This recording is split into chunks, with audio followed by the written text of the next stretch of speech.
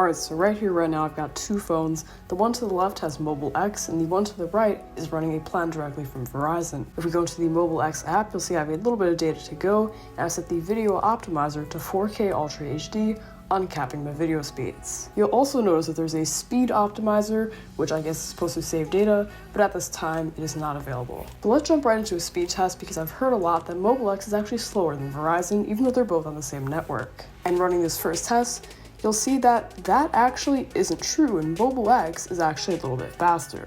The ping and jitter are slower, but so far the download speed seems to be a little bit faster. When you take a look at the upload speed, it's very similar, but Verizon does slightly get ahead at this point. So you can see Verizon is picking up a little bit of ground at this point on the plan directly from them.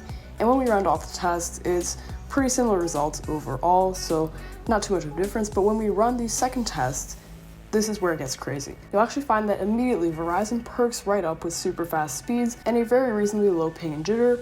Meanwhile, MobileX is very behind with a much lower download speed, but more importantly, an astronomically high ping of 93 and an astronomically high jitter of 52. You'll also see that they get crushed with the upload speed, where their upload speed is a little bit slower than Verizon's, in addition to the slower overall speeds of the rest of the test. And as both tests round off, you'll just see how much of a difference that's making. Again, it's very interesting to see, but I found why.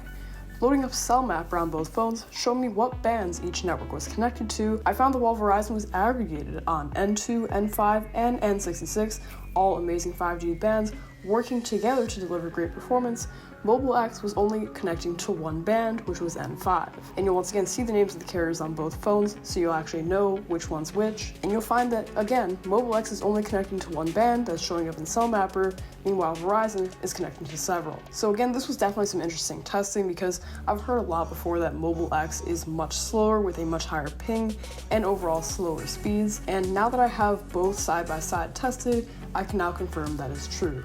MobileX at this point is still in beta testing, so I really wouldn't recommend signing up for them unless you're trying to beta test them yourself. There is still a lot of work that needs to be done before it is fully ready to market. So if you enjoyed this quick little speed test, definitely be sure to let me know by smashing that like button. I'm Max, and I'll see you in the next one.